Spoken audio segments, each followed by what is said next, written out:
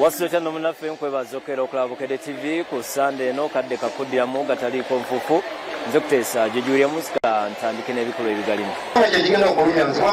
Bate mbalumbye munnamateeka abadde akola ku nsonga z'ettaka ne bamutta ye emmotoka ya RDC bagikumyeko omuliro. We yagistartingidde nehuutinga ng'ayagala nfulume. Ekikaaki kimutwala nkimuziika. Wabaluse obutakkaanya ku kifo okuziikibwa Kalifani musajja alumbwa Namondo agamba yalama baziike wamu. Kuziikibwa nange bwe nina okuziikibwa. President Museveni atikidde ab'amagye n'alangirira olutalo ku bali b'enguzi.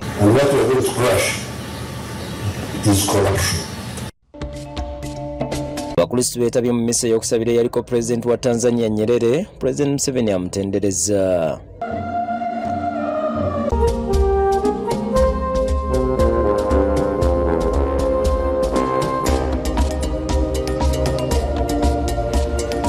Nyongera kwaniza munafe wano wetuli ku Kigwa e Namugongo kusinza kutendereza ne kwaya kugogola maloboozi kwetegekera olunaku lw'abajulizi naye nno ke kadde tutuuseeko agataliko nfuufu mujjuvu tutandise naga kaseera akabadde ak'ennaku mu kuziika Pulidi era kansala yalumbiddwa mu maka ge bamumiza omusu. Abakungubazi boogedde ebikaawo kiro musa olw'abazigo abatemudde omuntu waabwe.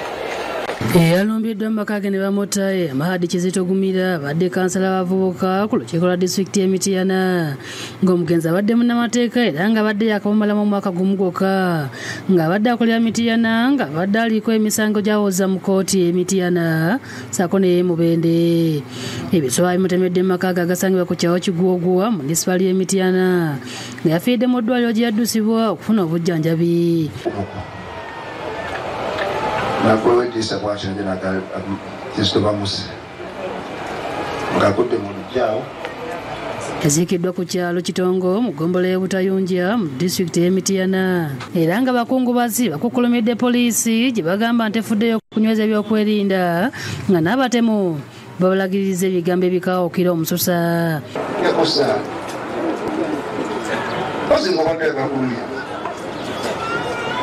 Aya abantu webatwa akulunga n'akulemwa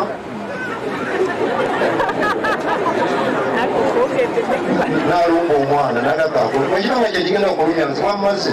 Prose Mwanjozi amyuka RDC Mityana isaba poliisi banyonyola abakungubazi be batuuse mu kunoonyeza ku batisa omugenzi. Bali mu kukozesa engeri y'okutulakinga era balina we batuuse.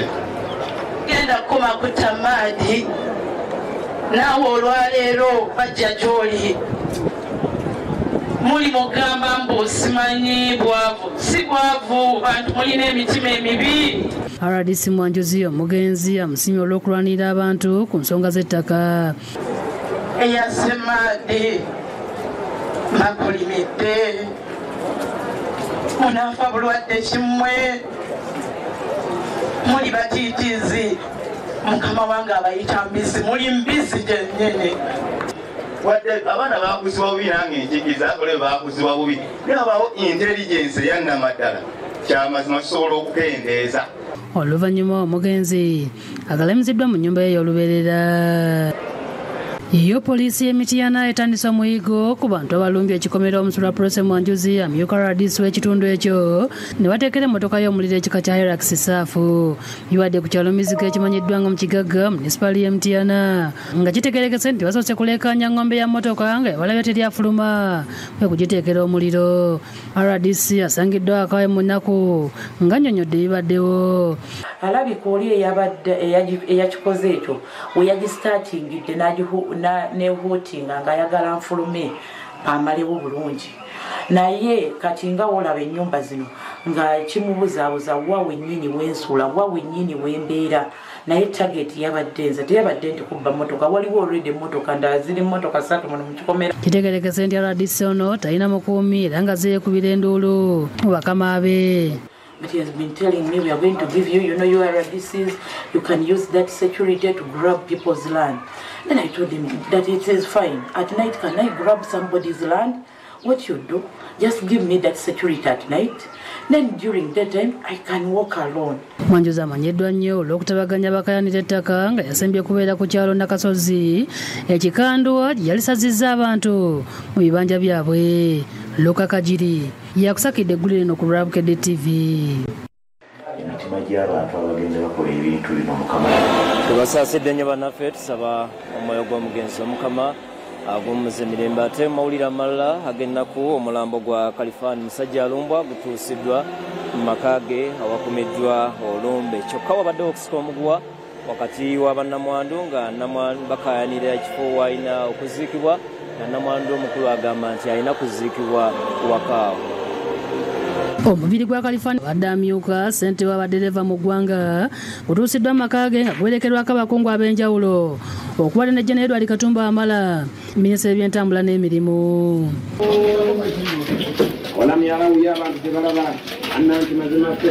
Kalifani yafudde olunaku olw'eggulo mu ddwaliro ekkulu e Mulago oluvannyuma lw'okubwa puresha. Kyokka baluseewo okusika omuguwa wakati wa nnamwandu n'abafamire nga buli omu akaayana ku kifo ekituufu w'alina okuziikibwa. Kino kireesewo obukuukuulu obw'amaanyi ekiviiriddeko abantu okwekutulamu nga Afande Steven Tanui atuuse n'okugezaako okutabaganya njuyi zombi kyokka bonna balemeddwa okukkaanya. Tewali nsonga lwaki tusika omuguwa kubanga oli yamaze okufa si byanfuna. Bwabanga ddala mu butuufu naawe okimanyi nti omuntu bw'amala okufa ekika kye kimutwala nkimuziika. Okusinziira ku nnamwandu Nnaalongo Kathe Musajja Alumbwa bba yali yamukakasa nti aliziikwa naye kati yeewuunya okulaba abafamire bwe bamwefuulira. Omwami wange twali nga twategeeragana nga waalina okuziikibwa nange bwe nina okuziikibwa. Era kaseera kano omwami wange yali tayagala muzzaayo waabwe ku kijja. Agamba nti Kalifani yalagira obutamuzza ku kijja era n'amusaba waakiri okumuziika mu luggya lwe. Kubanga mu kusooka yali aŋŋambye naye omanyi Nnaalongo ne bwe mba mbuliddwa we nziika nteekanga mu luggya wano. Nteekaawo mu luggya naye siddayo eyo kuba saagala muntu anyawukanya naawe. Akakasizza nti batuuka n'oggula Katende Sokolo mu disitulikiti y'Empigi era nga balina kumuziika eyo. Ng'era twali twagula ettaka ffenbi we balituziika era ne buli mukwano gwe yenna akimanyi. Kawoya Ramadhan mukulu wa Kalifani era omusika wa kitaabwe najja buli eno akyakalambidde nti okuziika Kalifani alina kuziikibwa awaziikwa kitaabwe. Tetuledde kulwana naye tujja kumutwala tumuziike Nabuloote ewa ku kijja ky'abajjajjaabe. Rashid Sekindi ssente wa Utofu ssaako Musaafa Mayambala boogende kufa kwa Kalifani. Nti Kalifani omulimu ogusinga okumwetaagira ate naye wabadde musajja wa Katonda wabadde asinga okwenyumiriza eppeesa eri Mungu alitujjiddemu. Naye obwegassi buno bwe tulina olwaleero mwami Kalifani abadde kiyite ki empagi sedduke. Jenerali Edward Katumba Wamala asabye abatakisi okusigala nga bali omu era n'abasaasira nga minisita w'ebyentambula. Kitalo nnyo kubanga Kalifani ng'ali ne banne Sekindi Katumba Mayambala babadde bazizza omulimu ogwo engulu okuva ku gye gwali gubulidde n'entalo ezagulimu katulaba twadde tulanga entalo zigenda zikendera nga nyina wa Kalifani nga Especioza Namubiro akasizza nti naye omwana we yamugamba nti aliziikibwa ne mukyala we kyokka n'abiyita ebyokusaaga era asabye muka mwana we akkiriza atwale Kalifani amuziike. Namwandu kyatakkiriza naye ate ye tumuziike yekka musajja omukulu yenkanidde awo. William Muyondo ne Abudu Muwonge byakusakidde eggulu lino ku Rabukedde TV. Tubasaasidde nnyo bannaffe tusaba Mukama ayongere okubagumya ate n'okukwatagana okulaba nga amuwerekera omugenzi bulungi. Wano we tuliwo kwaya ya Immaculate Heart okuva mu ssaza ly'Ekinnamitiana yegenda maaso n'okuweereza. Mawulire amalala President Museveni atuukizza olutalo lw'okulwanyisa enguzi n'alabula abagirya omuli n'abakozi ba gavumenti bannabyabufuzi n'ab'ebyokwerinda nti bubakeeredde. Okwogera bino Pulezidenti abadde ayisa abajaasi ab'amadaala aga waggulu abamaze okutendekebwa ku ttendeko lya National Defence College enjeru mu Buyikwe.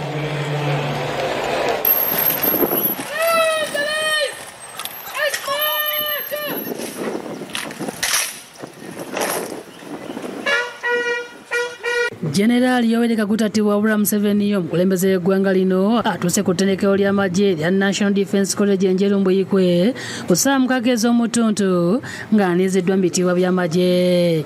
Pulezidenti Museveni asoose kusomesa abajaasi bamaliriza emisomo gyabwe n'oluvannyuma n'ayolekera ekifo ategekeddwa omukolo ogw'okubatikira.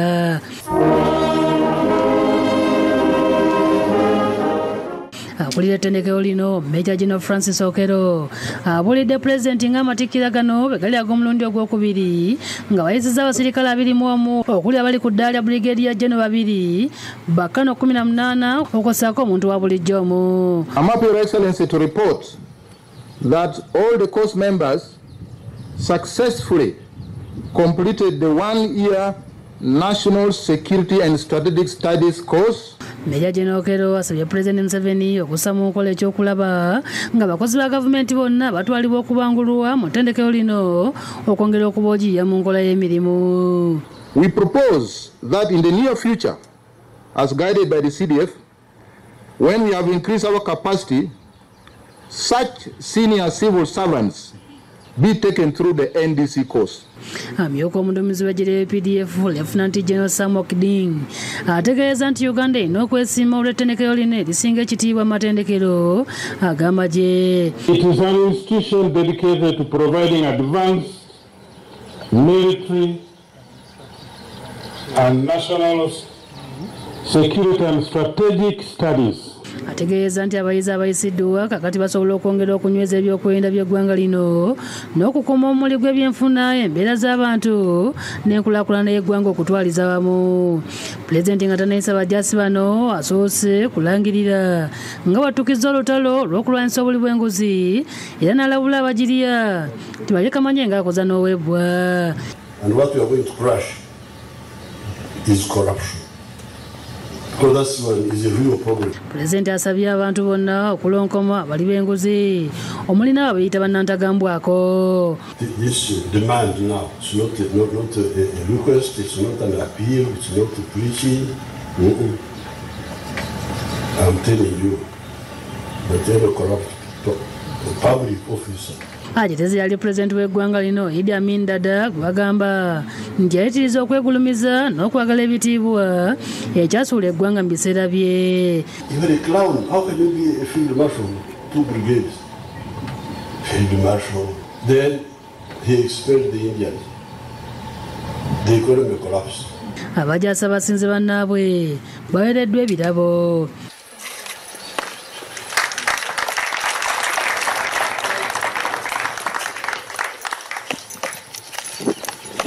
Ivan Lubega yakusakidde eggulu lino ku Lwabukedde TV. Ate Ssaabalabirizi w'ekkanisa ya Uganda Dr. Samuel Stephen Kazimba Mugalu alabudde bannayuganda okukomya omuze ogw'okwerowoozaako bokka nga n'abamu batuuka okutta bannaabwe olw'ebyenfuna. N'ategeeza nti abantu bateekwa okubaako kye bayiga ku bajulizi ba Uganda abafiirira eddiini. Dr. Stephen Samuel Kazimba Mugalu Ssaabalabirizi w'ekkanisa ya Uganda okulabula bannayuganda okomya okwerowoozaako bokka abadde akyaddeko wano ku kitebe kyaffe enkya ya leero mu pulogulaamu ya Kabinkano nga wabudde nti abalamaze okutambuza ebigere okugenda ku bigo by'abajulizi e Namugongo tekimala kyokka, balina okukyusa ne mu bikolwa byabwe okutambulira obulungi mu bufu abajulizi ba Uganda. Eyatufiirira Yesu, abajulizi baafa olw'okugobera Kristo, naye tulina okugoberera engeri zaabwe ennungi. Ate olw'okubanga baafiira wamu ng'ekitole mu nzikiriza y'abakristo n'abakristaayo, tuteekeddwa obuteerowoozaako ffeffekka na ffekka buli muntu mu ggwanga lye oba mu ddiini ye. Tulina okufaayo okulowooza okukkiriza kwaffe ku lw'abantu bonna. Dr. Kazimba agambye nti singa abantu bakyuka ne badda eri Katonda ng'abajulizi ba Uganda be bakkirizamu bwe baali ne batuuka okuttibwa olw'eddiini, ebikolwa ebyekka ebikyase mu ggwanga lino omuli ettemu, obubbi, obutabanguko mu maka n'ebirala byandifuuka olufumo. Avumirire n'ebikolwa by'okusosola amawanga n'eddiini ng'ategeeza nti abajulizi battibwa tebabirina. Lwaki tugenda ne tusiga ensigo ez'obukyali olw'amawanga ng'ate abajulizi bano bonna baali bantu si Baganda bokka, naye bonna battira wamu ekibagatta kwe kukkiriza. akunze bannayuganda omuli n'ebikonge bya gavumenti okujjumbira okulamaga kw'omwaka guno okusobola okusabira ebikolwa ebyobuli bw'enguzi yafuuka baana baliwo mu ggwanga nga bagirya enatera okubawangula amannyo. Ekimu ku bintu byetulina okulwanyisa mu kiseera kino enguzi kubanga kyekimu ku ebyo ebizizza eggwanga emabega. Yokwaya egenda okulemberamu ku kiggwa ky'abakristaayo kuva mu Labizi ba Rwenzori egenda maaso n'okwawula amaloboozi era nga bategeeza nti bali bulindaala. Bana basoma 300 bakungaanira mu Livingstone Hall e Makerere ku University okuva ku Lwokuna era nga basibye beegezaamu wakati mu kulungamizibwa abakugu.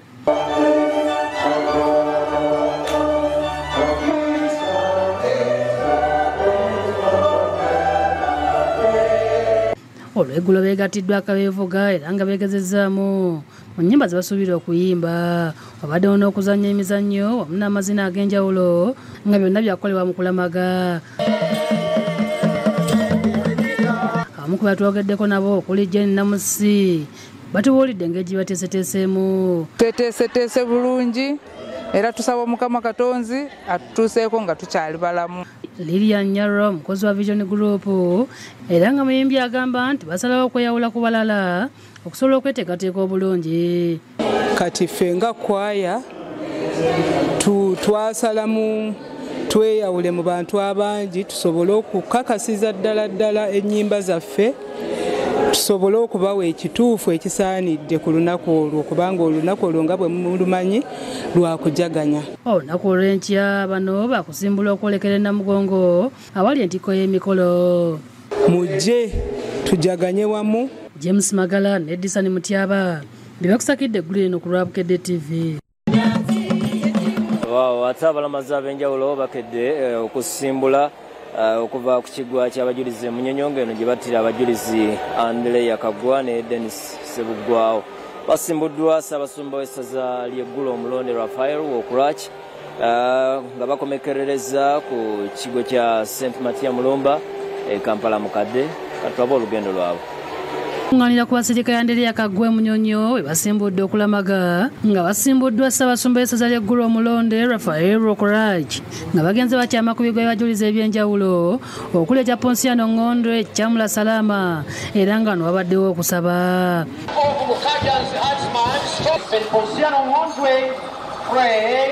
Bakira batambula bakola ebyennyimba. Mu Kampala basookedde ku kiggwa ky'abali ku ddembe mu katale k'Owino nga nabo basabye. Abamu boogedde ku bukulu bw'okulamaga ne batubuulira bye bafunyeemu. Mukama nina bye namusaba byankoledde omwaka guli ne bimpaliriza ne guno okutambula. Olugendo luno nfunyeemu bingi, nfunyeemu omukisa okutuuka ku masinzizo ag'enjawulo. Oluvannyuma bwolekedde Kampala mukadde ku kigo kya Matiya Mulumba awabadde ekitambiro kya misa ekulembeddwamu Ssaabasumba omulonde Wokurach nga mubaka bwakalaatidde abakristu okunyweza okukkiriza kwabwe ate bakwesa okumalayo ebibasoomooza. I've always tried to remind the people that families, we need to pray and pray that the grace of God may touch and help our families. Many families are going through so much challenge. Asabye abakkiriza okubeera ekyokulabirako ekirungi nga famire z'abakristu zonna azadde emikono gy'abajulizi abayambe okubeera n'amaka ag'emirembe. We ask for God's forgiveness for the sins of our country, for the sins of the church, for the sins of our family. Bo abalamazi omubadde bavudde ebweru w'eggwanga balamaze ku luzzi lw'omujulizi Yohana Maria Muzeeyi Emengo Kisenyi nga basenya amazzi nga bakola ebyennyimba. Okusinga bavudde mu mawanga okuli Tanzania, Zambia, Congo n'awalala boogedde ebyamagero bye bazze bafuna mu kulamaga ku bigo by'abajulizi. Tugakozesa kubinga amasitaani mu bantu abarwaye. Now we are here in Maria Muzeeyi to fetch the holy water.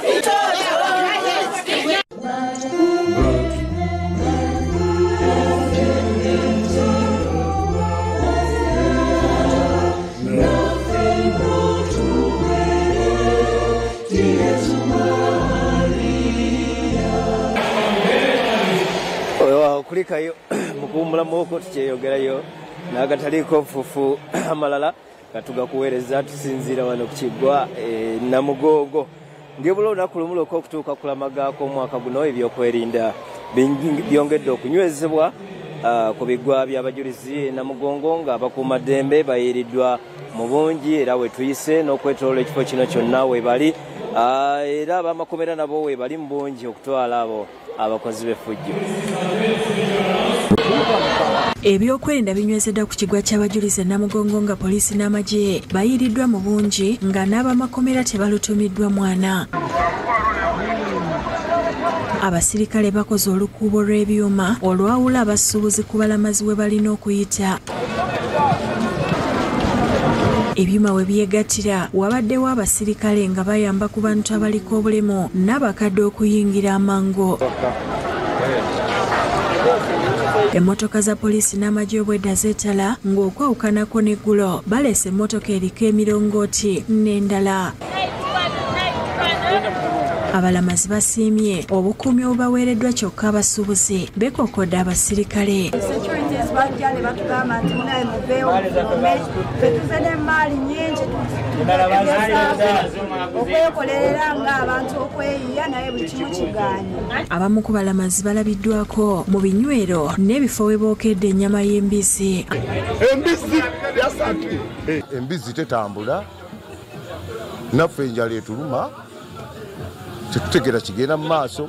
Abantu ababeera mu bitundu ebiriraanye Namugongo boogedde ku mbeera eriwo. Namugongo mulungi naye mulungi ku bantu abajja naye kufa abakozi ba bizinesi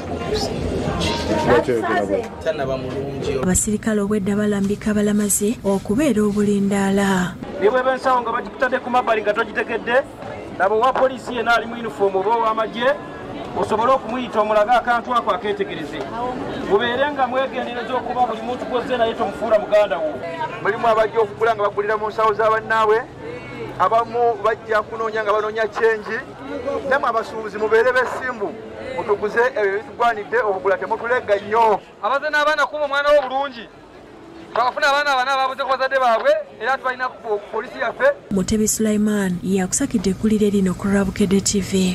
President Yoweri Museveni atendereza yaliko President wa Tanzania omugenzi Julius Nyerere omukulembeze ow'enjawulo yayamba amawanga ga Africa mangi okufuna obwetwaze. Obubaka buno abutiise Ssaabaminisita Robina Nabbanja mu kusabira Nyerere Namugongo asobole okulangirirwa mu lubu lw'abeesimbu.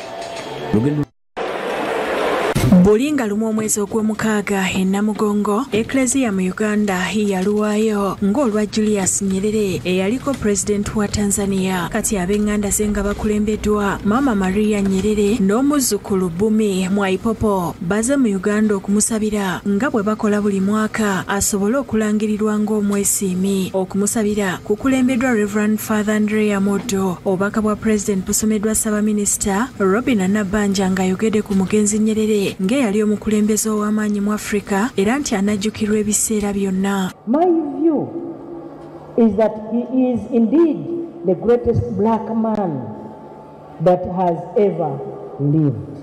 Nyerere yafa mu 1999 ajjukirwa olw'okulwanirira eddembe ly'obuntu era nti yayamba nnyo okununula amawanga ga Africa mangi nga gafuna obwetwaze. Mwalimu Julius Nyerere will always be revered for the great sacrifice he offered, especially in the liberation struggles of the African people. President Museveni ategeezezza nti nga Uganda tebayinza kwerabira mukululo gwa Nyerere bwe yatuyamba okwejjako abafuzi abakyamu ng'era emirembe bannayuganda gye beeyagaliramu yali mabega waagyo. Plus his contribution to peace and development of the world will forever remain in the annals of history as an act of greatness and heroism.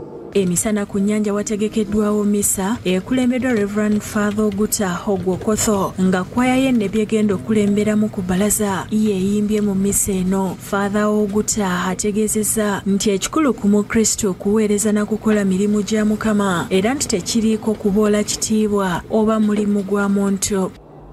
If you look into the life of Julius Kambarage Nyerere, you really wonder He was a president, but still on the ground. Reverend Father Vincent Lubeganga ibwana mukulu w'ekigo Namugongo asabye abalamaze okukuuma obuyonjo. Ate nsaba abajja tuyambise byonna bye tusanga obulungi. Ebinaabiro weebiri toilet weeziri tuziyambise bulungi nga tuziwa ekitiibwa ate nga tuwa n'ekitiibwa bannaffe abatuddako nga tuvuddeyo. Alabudde abalamazi nti buli ekiri Namugongo kyabwerera okuggyako emmere n'ebyokunywera n'abasaba balopa babasasuza ensimbi za kabuyonjo n'amazzi. Era mbadde nsaba bebeerawo bwe mulaba nti batunda ebintu ebyo eby'obwereere bakusabye ssente ng'ogenze ku toyireti muntegeezeeko. Ekituuti awagenda okubeera misa kitimbiddwa mu langi emmyufu eya kyenvu n'enjeru ssaako ebimuli ebikifudde amatiribona. Ebyokwerinda byongedde okunywezebwa ku miryango awayingirirwa. Bo aba Red Cross bakola butaweera okujjanjaba abalamazi abafunye obukosefu mu lugendo lwabwe. Bo bannamawulire ba Vision Group balamaze ku kiggwa ky'Abakatoliki nga basimbudde wano ku kitebe kyaffe mu industry area. Bakulembeddwa Ssaabakristu w'eggwanga era amyuka akulira Vision Group Jarvis Ndyanabo n'abakozi abalala nga bwe bayimba ennyimba z'abajulizi babadde ne bandi era abantu abadde babakwata ebifaananyi gye bayise. Bawerekeddwa poliisi nga bakira mu makubo beegattibwako abalamazi abalala.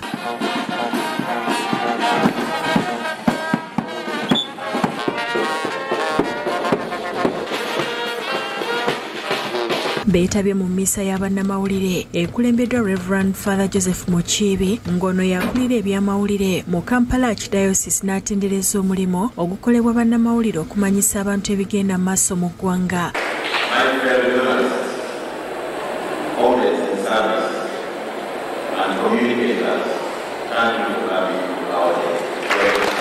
Father Mukiibi asabye bannamawulire okusaka amawulire agatabaleetera ebizibu. Means facing persecutions. Are you ready? Are you ready? Yes. Ayogedde ku bajulizi abali mu mawulire.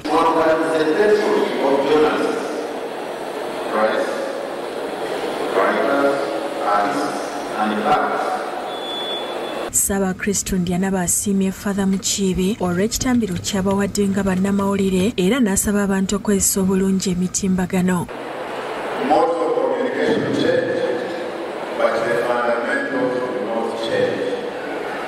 Responsibility remains. You receive a WhatsApp, you are not sure about it, but you want to be the first one to share your groups. And